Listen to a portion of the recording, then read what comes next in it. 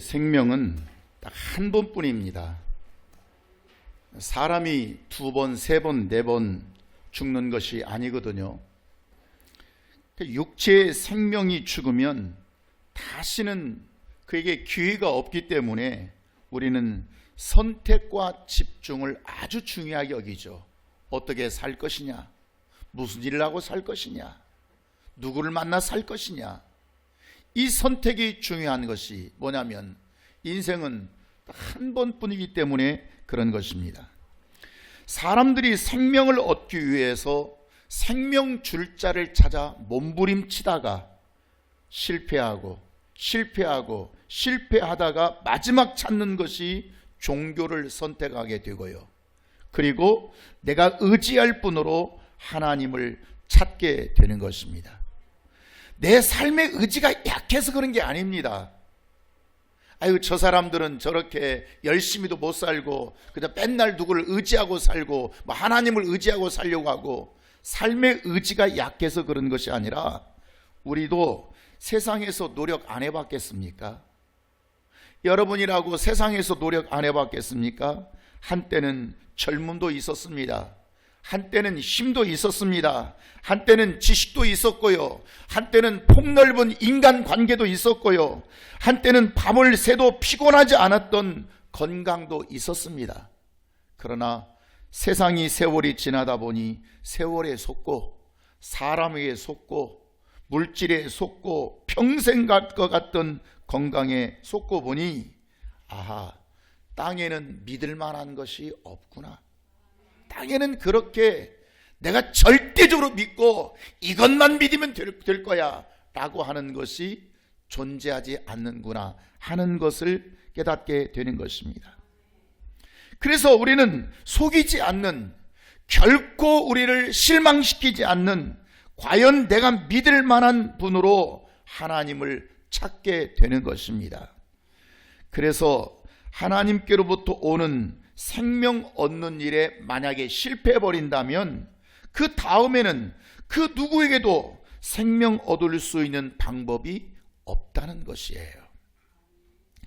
그래서 하나님은 생명을 얻고자 하는 자에게 마지막 기회가 되시는 분입니다. 마지막 기회. 우리 자녀 문제, 내게 만난 물질 문제, 내 건강이 좋지 않고 또 사업에 실패하고 육체와 영혼의 문제, 심지어 교회 문제까지라도 하나님은 문제 해결의 마지막이 되시는 분이십니다. 하나님만이. 기회는 10번이고 100번이고 주어지는, 항상 주어지는 것이 아니에요. 나에게 주어진 기회는 아주 극소수라고 하는 것이에요. 오늘 본문에 보면 25절에 이렇게 시작하죠. 12해를 혈루증으로 알아온 한 여자가 있었다. 여러분, 12년 동안 여자가 하혈하는 병으로 살아온 여자입니다.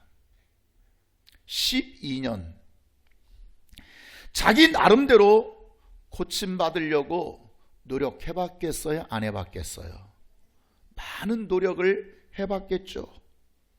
병원도 가보고, 한방병원 좋다면 거기도 가보고, 민간요법도 해보고, 어디 무당이 좋으면 무당이 좋다는 데도 찾아가보고, 사람도 만나보고, 다 찾아보고 노력해봤지만 나름대로 노력해보고 다 찾아보고, 그게 찾아온 것이 뭐예요?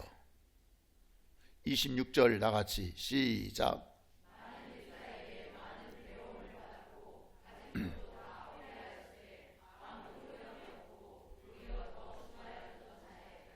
지금 이 여자가 고백이 뭡니까?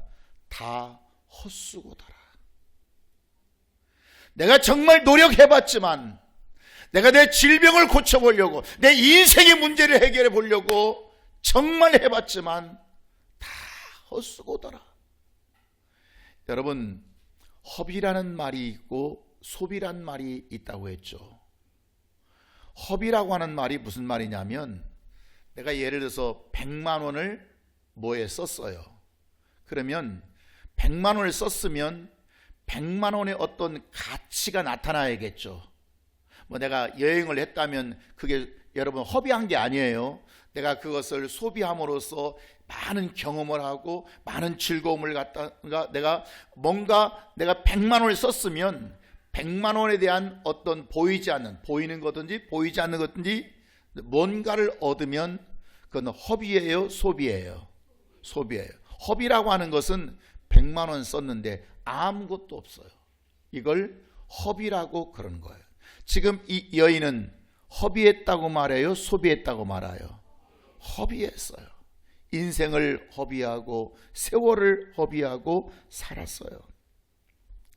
당시에 이 병든 자들에 대한 사회적 시각이 있어요. 그 첫 번째가 뭐냐면, 저 무슨 죄야? 저 사람 무슨 죄 졌기 때문에 저런 일을 만났어? 그래서 이 죄인에 대한 따가운 시선이 있어요. 저 사람이 문제가 있으니까 저러지. 두 번째는 이 복지의 사각지대입니다. 인권이란 말은 없어요. 그러니까 이미 그가 병이 걸린 순간부터 그는 직장이 없습니다. 일터가 없습니다. 그러니 정상적인 경제생활을 할 수 있겠어요? 일을 할 수가 없어요.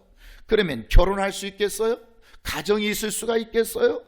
친구와 우정이 있겠어요? 모든 게 불가능해져 버립니다. 그러니까 그가 병이 단순하게 감기도 있겠지만 지금 이 여인은 감기 걸린 게 아닙니다. 몸살 난 게 아닙니다. 12년 동안 이 질병에 있었으니 더 이상 이 여자에게는 인생으로서 살아가는, 한 사람의 존재로서 살아가기에는 불가능한 이런 삶을 사는 것입니다. 그래서 그에게 찾아온 것은 불행밖에 없어요. 불행 이외에는 더 이상 자신을 설명할 길이 없어요. 그러니 상대적으로 얼마나 낫고 싶겠어요. 얼마나 건강하고 싶겠어요.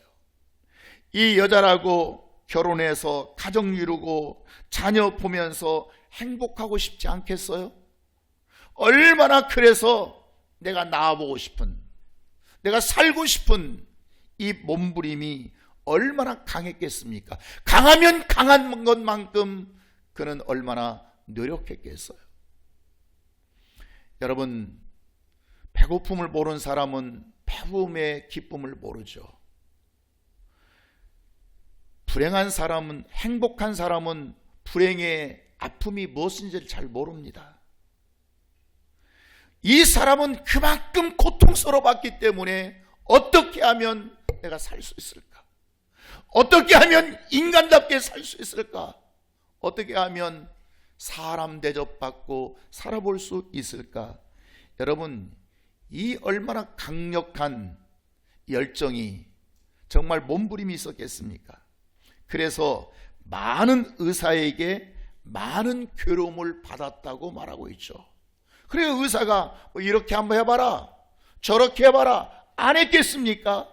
그럴 때마다 그는 꾹 참고 해봤을 것입니다.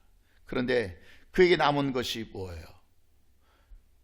그가 가진 모든 것을 다 허비하게 되는 거예요. 허비하게 되는 거예요. 체력도 허비하고, 얼마 있는지 모르지만 물질도 허비하고, 생명의 여유도 허비하고, 어떤 삶의 의욕. 여러분, 병원에서 중요한 게 뭐예요? 의사 치료도 중요하고 여러분 약도 다 중요하지만 뭘 중요하죠? 너 살고 싶은, 나 살 수 있어, 너 일어날 수 있어, 의지 중요하죠? 아무리 잘 치료해도 난 죽을 거야, 난 죽을 거야, 난 틀렸어, 그럼 죽는 거예요.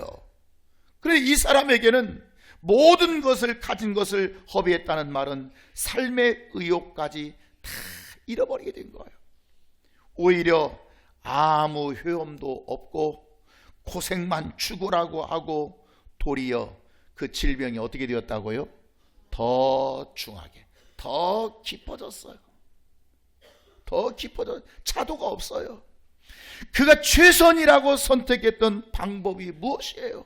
고통뿐이에요. 그가 최선이라고 선택했던, 이렇게 살면 되겠지, 이렇게 의사에게 치료받으면 되겠지 해봤지만 그에게 남겨진 것은 다 잃어버리고 허비하고 효험도 없고 그저 도리어 질병만 더 중해지게 되었다는 거예요. 여러분은 어떻습니까? 여러분의 삶은 어떻습니까? 내가 이렇게 하면 성공할 거야. 내가 저렇게 하면 성공할 거야. 나 이렇게 하면 잘 될 거야. 저렇게 하면 잘 될 거야. 이렇게 하면 행복할 거야. 나는 가정은 이렇게 만들 거야. 해봤지만 이게 내 뜻대로 됩니까? 내 생각대로 됩니까? 나 이렇게 하면 내 인생 한번 대박 나볼 거야. 대박이 옵니까? 쪽박이 오지? 교회 다니는 많은 사람들의 혼돈이 있어요. 생명을 거저받는 것으로 착각을 합니다. 생명 얻으려고 하는 수고도 해보지 않고 내가 생명을 얻기 위해서 이렇게 한번 해보십시오, 저렇게 한번 해보십시오, 예배에 빠지지 마십시오, 열심히 하나님 앞에 기도하십시오, 말씀을 잘 들어보십시오, 하나님 앞에 예물도 드려보십시오, 새벽 기도도 해보십시오, 여러분 충성도 해보시고 봉사도 해보십시오. 여러분 생명을 얻기 위하여 이렇게 한번 해봐라, 저렇게 한번 해봐라. 그런데 이것이 생명 얻는 방법인데도 불구하고 이것을 대단히 귀찮게 여기고 아깝게 여깁니다. 아유, 교회가 너무 피곤하게, 너무 힘들게. 아니, 생명 없는 방법이라니까요. 생명 얻는 길이라니까요. 그렇게 하지 않으면 얻을 길이 없다니까요. 그럼에도 불구하고 귀찮습니다. 가르침에 문제가 있죠. 오늘날 수없는 교회가 하나님의 모든 생명의 은혜를 공짜로 그러니까 뭣도 모르고 그런 줄 알아요. 그러니 생명은 절대 공짜가 아닙니다. 은혜는 절대 공짜로 주신 것이 아닙니다. 이건 빚입니다. 갚아야 할 빚입니다. 말을 해도 워낙 잘못 들어오는 것이 깊어서 그걸 깨닫지를 못합니다. 자, 그런데 보십시오. 오히려 사람들은 점쟁이를 찾아가고 무당을 찾아가고 사유비 종교를 찾아가고 부처를 찾아가고, 그런데 신기하게, 참 신기하게도 살림을 거덜내면서까지도 100만원 주고, 1000만원 주고 구달하면 굿합니다. 500만원 주고 부적 사라면 당연히 부적 사다 다 붙여놓습니다. 신기하게 교회에 뭘 하라고 하면 그렇게 아깝게 생각하는 사람들이, 무당이 그렇게 하라고 하면, 절에서 그렇게 하라고 하면, 점쟁이가 그렇게 하라고 하면 그건 아깝지 않다 그 말이에요.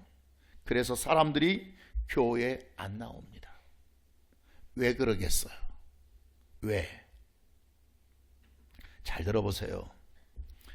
하나님을 믿는 믿음에 대해서는 반드시 원수의 방해가 있습니다. 하나님을 믿는 믿음에 대해서는 뭐가 있다고요? 원수의 방해가. 11조 해봐라, 방해가 있어요. 열심히 믿어봐라, 방해가 있어요. 예배 잘 드려봐라, 그러면 원수 마귀에 뭐가 있다고요? 방해가 있다고, 회방이 있다고요. 자꾸 의심을 심어주는 거예요. 야, 그렇게 쓴다고 해서 뭐, 그렇게 드린다고 해서 뭐 잘 되냐? 예배 드린다고 해서 잘 되냐? 네가 그렇게 뭐 간절한 잘 되냐? 자꾸 누군가가 의심을 심어주면서 회방하고 방해하는 자가 있어요. 이해하시겠어요? 두 번째, 무당한테, 점쟁이에게 할 때는 왜 아깝다는 생각이 안 오는가? 점쟁이 할 때는, 여러분, 그것은 하나님은 그것을 방해하지 않습니다. 하나님은 결코 그런 일을 방해하지 않고 어떻게 하냐면 내버려 둬버립니다. 그래, 그러면 네 마음대로 해라. 방해하지 않아요. 네가 그러면 그것이 옳다고 생각하면 네가 그렇게 해봐라. 효과가 있든지 말든지 그 일을 방해하는 생각을 지금 넣어주는 자가 있어요, 없어요? 있어요, 없어요? 있다고 했어요? 없다고 그랬지? 여러분 헷갈리지 마세요. 믿음에 대해서, 하나님에 대한 믿음에 대해서 뭔가를 할 때는 방해하는 자가 있다고요, 없다고요? 원수만 방해한다고요. 그런데 원수 마귀의 일을 할 때, 무당을 찾아가고 점쟁이를 찾아가고 1,000만 원 주고 구슬하고 500만 원씩 주고도 부적을 사고 할 때는 방해하는 자가 있다고요, 없다고요? 없다고요. 그러니까 그들은 쉬운 거예요. 이렇게 믿음으로 살려고 하는 데는 늘 방해가 따르게 되고, 그렇게 무당하고 점쟁이하고 악한 일을 하려고 할 때는 방해자가 없다니까요. 하나님이나 방해해야 되는데 하나님은 방해하지 않는다니까요. 내버려 두지요. 네가 알아서 해라. 이해하시겠습니까? 그러나 하나님의 일을 하려고 하면 원수는 꼭 그것을 방해합니다. 내가 헌신하려고 할 때 방해합니다. 충성하려고 할 때 방해합니다. 열심히 하려고 할 때 방해합니다. 그래서 요한복음에서 뭐라고 말씀하고 있습니까? 다 같이 시작. 마귀가 벌써 시몬 아들 가룟 유다의 마음에 예수를 팔려는 뭘 집어넣었다고요? 생각을 집어넣어버려. 그가 12명의 제자 중에 한 사람이었지만 그 가룟 유다의 마음속에 예수를 팔려는 생각을 마귀가 집어넣어버리게 되니까 그 다음부터 말씀이 들리겠어요? 안 들리겠어요? 안 들립니다.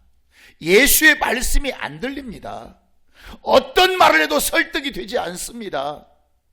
경험을 하고 체험을 해도 그것이 믿음이 되지가 않습니다. 왜?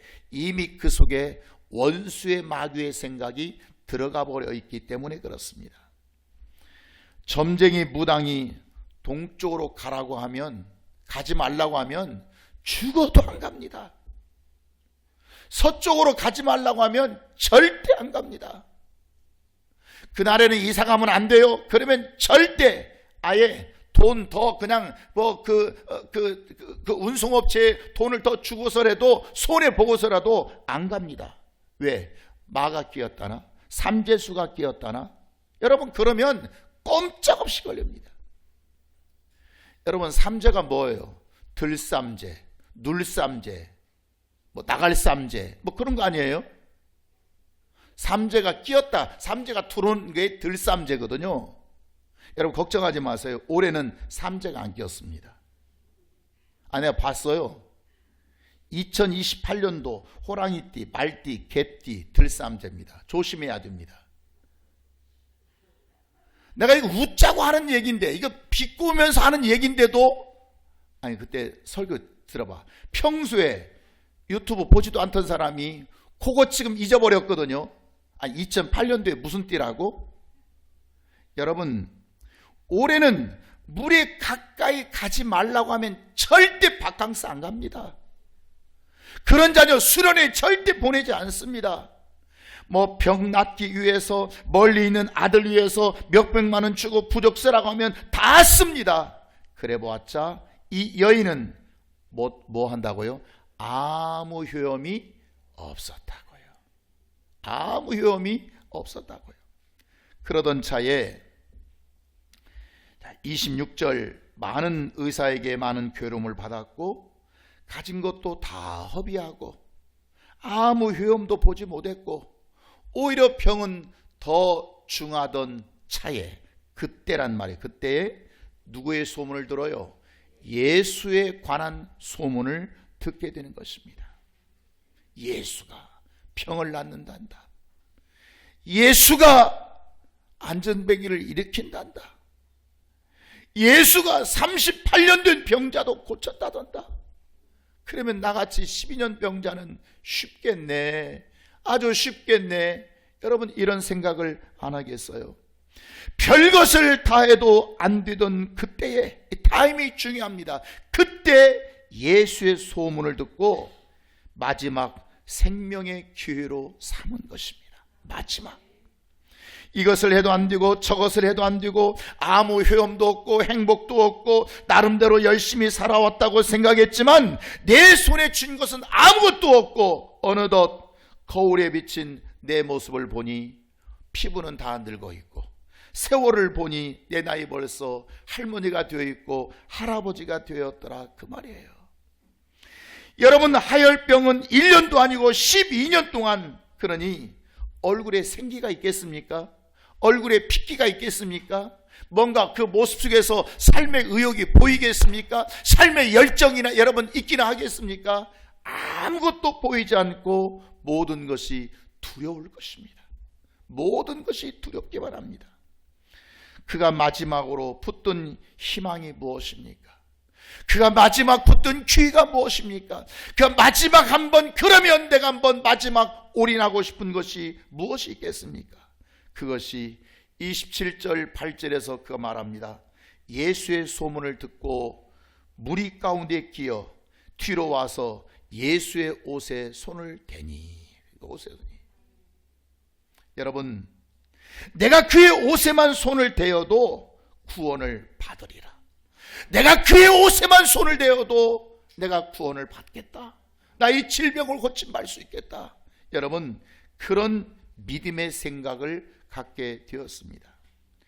생각만큼 상황이 쉽지가 않습니다.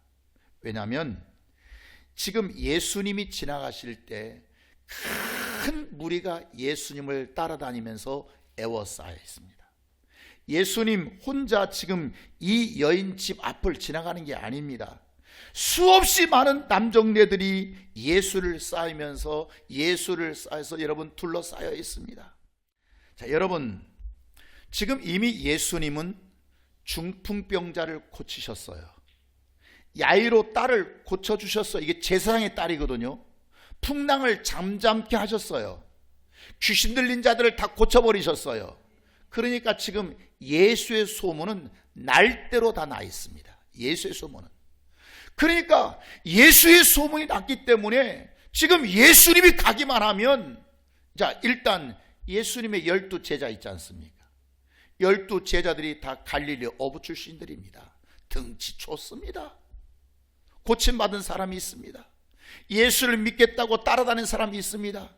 그 사람들이 수백 명 수천 명이 예수를 애워싸가지고 그 예수를 따라다니니 이 병든 이 여인의 몸으로 예수님께 가까이 간다고 하는 것, 이 남정네들을 다 물리치고 내가 그 사이에 끼어서 예수님의 가까이 간다고 하는 것이 가능하겠어요? 불가능하겠어요? 불가능합니다. 쉽지 않습니다. 믿음이라고 하는 것은요, 불가능한 것을 내가 헤쳐가야 할 과정이 있습니다.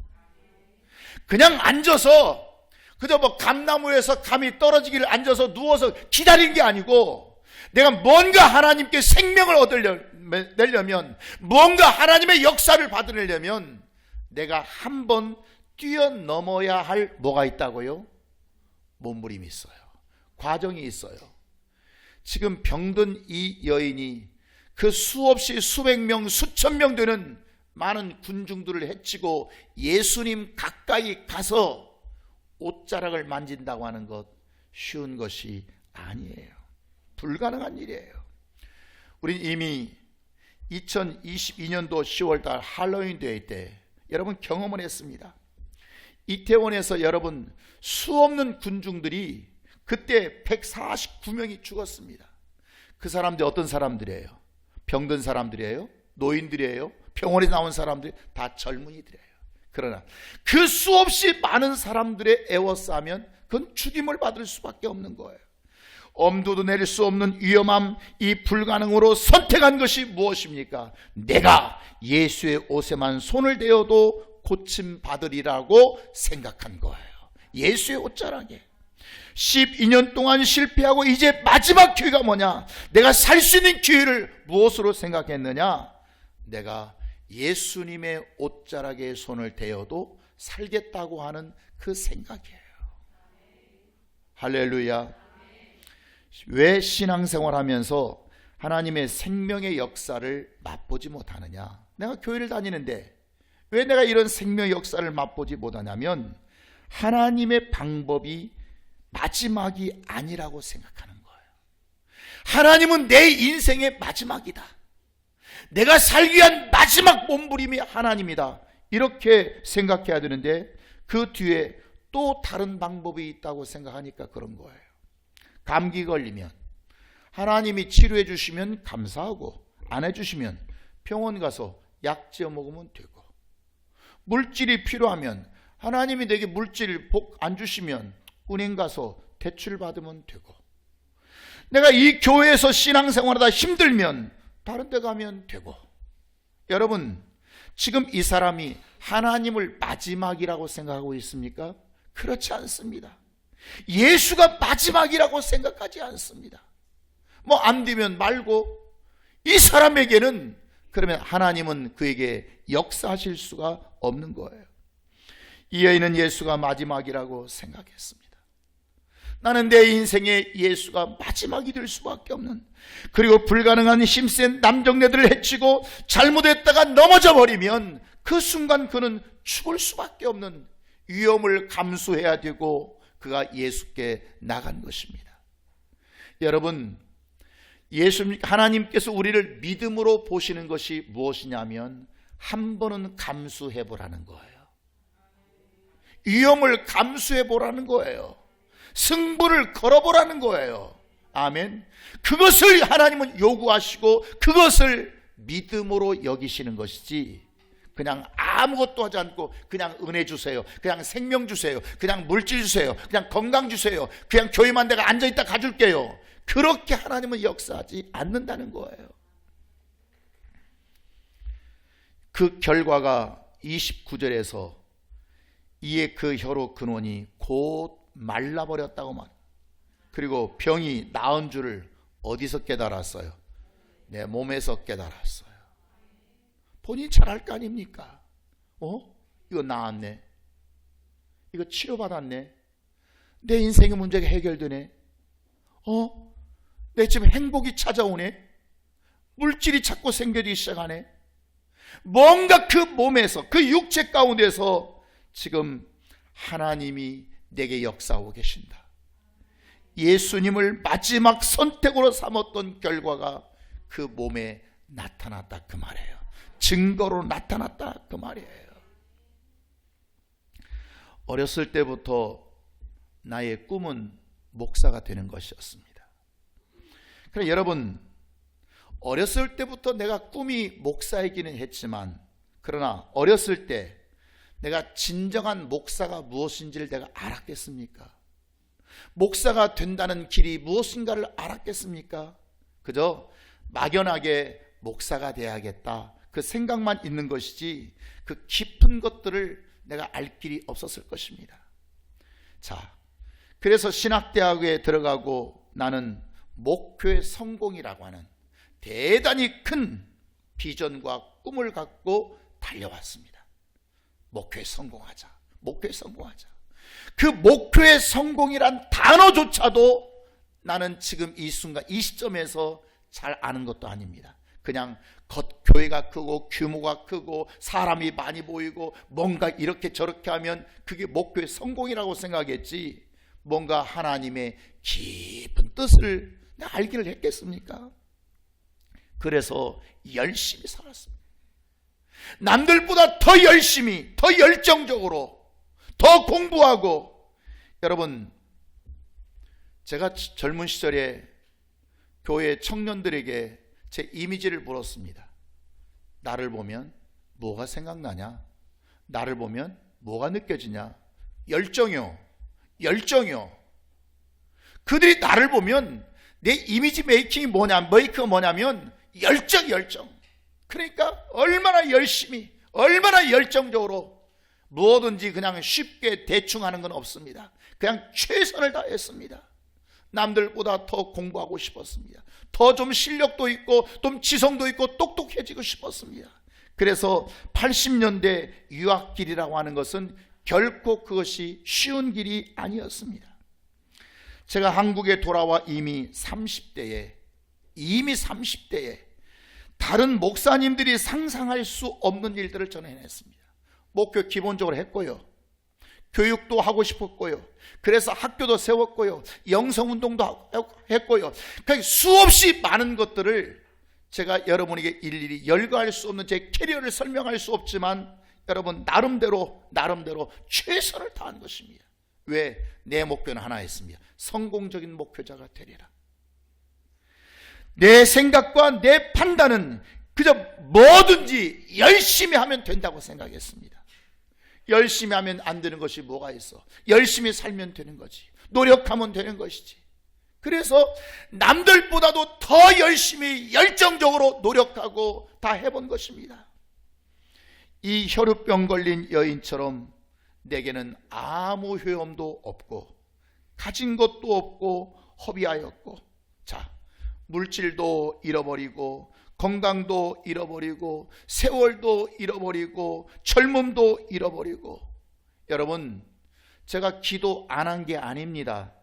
제가 하나님의 뜻대로 살려고 몸부림 안 친 것도 아닙니다. 내가 열심히 안 한 것도 아닙니다. 내가 수고 안 한 것도 아닙니다. 그러나 그것이 아무 소용이 없더라는 거예요. 물질도 건강도 시간도 세월도 젊음도 다 허비하고 아무 효험도 없던 차에 내가 발견한 또 다른 내 모습이 있었습니다. 안 되는구나. 그 속에서 발견한 내 모습이 무엇이냐면 하나님을 마지막 기회로 삼았다는 거예요.